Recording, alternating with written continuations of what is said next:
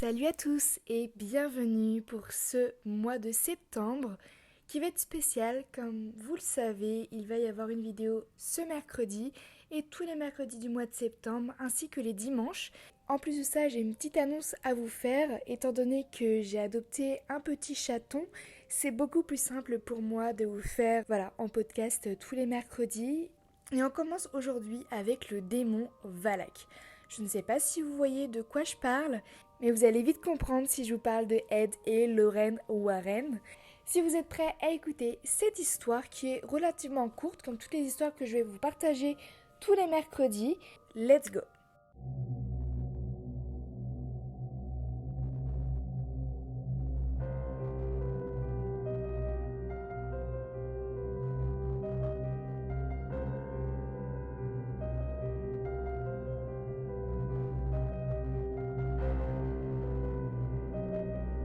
Dans le film Conjuring 2, le cas Enfield de James Wan, Ed et Lorraine Warren se retrouvent confrontés à un esprit maléfique qui se manifeste sous la forme d'une nonne au visage livide, Valak le démon. La présence d'un esprit maléfique nommé Voilak n'a jamais été signalée, mais James Wan ne l'a pas du tout inventé.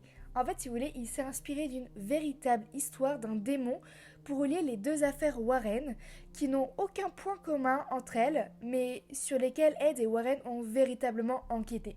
Le réalisateur avait choisi le nom Wallach dès le début, mais n'avait pas encore imaginé le démon et il n'avait pas décidé de son apparence, mais c'était qu'au dernier moment. Et en fait, un jour, il discutait avec Lorraine et elle lui a raconté tout simplement avoir une fois observé un vortex tourbillonnant et une silhouette encapuchonnée en son centre. Et en fait, cette information lui avait inspiré la religieuse démoniaque. Le démon Wallach apparaît sous différents noms. Dans un certain nombre d'ouvrages anciens, il est présenté comme la 62e des 72 démons de la Goétie. Une pratique occulte proche de la magie noire qui vise à invoquer les esprits maléfiques. Et il est toujours décrit comme un jeune garçon aux ailes d'ange qui chevauche un dragon à deux têtes. Dans le dictionnaire infernal de Colin de Plancy, en 1863, on y retrouve Volak, grand président aux enfers, il apparaît sous la forme d'un enfant avec des ailes d'ange, monté sur un dragon à deux têtes.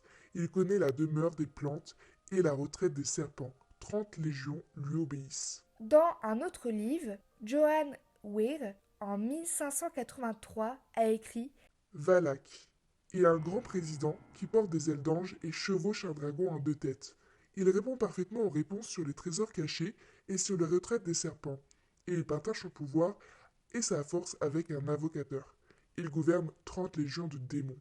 c'est quand même pas mal étrange que beaucoup de livres se rejoignent sur ça, d'autant plus qu'il y en a un troisième qui se nomme Goetia, écrit par MacGregor Maithers en 1904 qui dit « Le 62e esprit est Volak ou Wallach. Il est un grand et puissant président et il apparaît comme un enfant avec deux ailes d'ange. À cheval sur un dragon à deux têtes, il donne une véritable réponse sur les trésors cachés et dit où les serpents peuvent être vus, ce qui apparaîtrait à l'avocateur sans qu'il n'ait à utiliser la force. Il gouverne 38 légions d'esprits et son sceau est ainsi. C'est vraiment très étrange que beaucoup de livres, à beaucoup d'époques différentes, avec des écrivains différents, parlent de cette chose. Au début du XIe siècle, l'écrivain et philosophe byzantin Michel Psellos avait imaginé un système des plus élaborés pour classer les démons, qu'il avait été repris par la suite. Les esprits maléfiques seraient tous reliés à un élément distinctif, l'atmosphère, l'air, le souterrain, l'eau, la terre et la nuit. Valak est représenté comme un démon de l'air et de la nuit. Lors de ses visites généralement nocturnes, il apparaît en volant dans les airs, traversant les plafonds comme s'il n'existait pas. Deux castres de démons seraient reconnus, les Nekudamion, décrits comme jeunes et faibles, et les Apocomistés, plus âgés et plus forts. Tous les démons seraient capables de posséder les êtres vivants, mais les Apocomistés pourraient également se matérialiser et prendre l'apparence de leur choix, matériel ou immatériel. Ils auraient donc le pouvoir de se transformer en nuages ou en pierres, mais l'humanité constituait pour eux Une source de divertissement tout simplement inépuisable. Wallach qui serait tout simplement un apocomisti. Il n'aurait à répondre de ses actes qu'à une poignée de ses semblables et il aimerait se déplacer seul, contrairement aux autres puissants démons qui se feraient souvent accompagnés d'une cour de Nécus. S'il peut se métamorphoser à sa guise, il prendrait généralement l'aspect d'un enfant pauvre et innocent pour mieux attirer ses victimes et les mener à une fin terrible. Le démon Valak pousserait ses victimes à la luxure, au scandale et à l'inconscience et au divorce, mais il partagerait volontiers son immense puissance avec ceux qui font appel à lui et qui en sont dignes. Il pourrait révéler l'emplacement des trésors cachés, celui des planètes et des nids de serpents, qu'il rendrait inoffensif pour le magicien. De nos jours, certains continueraient à le convoquer pour lui demander de la richesse ou le pouvoir en échange de quelques faveurs. Bien évidemment, toute promesse faite au démon doit obligatoirement être honorée, sous peine tout simplement de représailles.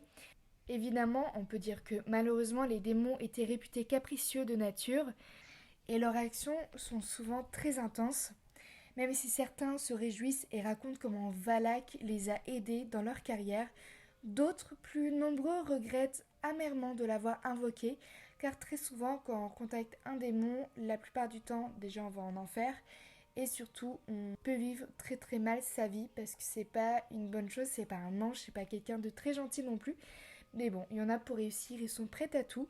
Donc voilà, j'espère que cette histoire très courte vous a plu sur le démon Wallach. En tout cas, voilà, j'avais juste envie de parler de ça, vu qu'on le voit dans Conjuring 2, et je trouvais ça important de savoir qui il était vraiment, et de savoir la vérité par rapport à tous ces films où on nous parle de choses qu'on ne connaît pas forcément. Donc en tout cas, c'était tout pour ce mercredi, donc pour bien commencer en beauté le premier mercredi de septembre, et on se retrouve dimanche pour une nouvelle vidéo.